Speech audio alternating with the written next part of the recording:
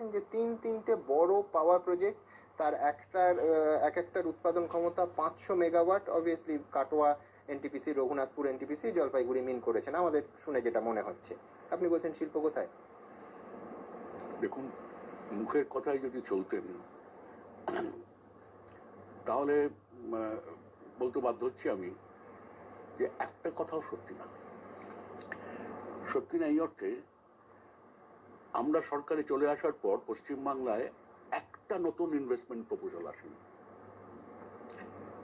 আমরা চলে আসার পর কাটোয়া আমরা প্রায় অর্ধেকের বেশি করে এসেছিলাম, সেটা দাঁড়িয়ে গেছে। এবং জমি অধিগ্রহণ পাটটা অন্যগুলো টাই আপ হয়ে গেছিল, কারা কারা করবে কি ব্যাপার। বিদ্যুতের নতুন কোন প্রকল্পের ভাবনা চিন্তা করা যাচ্ছে না, আটকে গেছে। রাস্তাঘাট, বিশেষ করে ন্যাশনাল হাইওয়ে 34 বারাসাত শিলিগুড়ি আটকে গেছে। দুটো পোর্ট আমাদের আস্তে আস্তে দুর্বল হয়ে ক্রমশ অকেজ হয়ে যাচ্ছে। এই সবটা মিলিয়ে ভাবতে পারেন পশ্চিমবাংলা কোথায় চলেছে।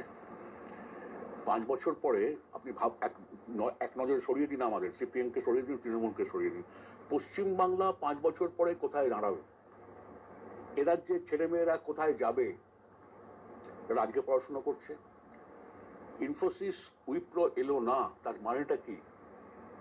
ছেলে মেয়েগুলো একটু ভালো লেখাপড়া শিখেছে, কম্পিউটারটা জানে, ইংরেজি জানে, তারা কোথায়? তাদেরকে আবার ছুটতে হবে বাঙাল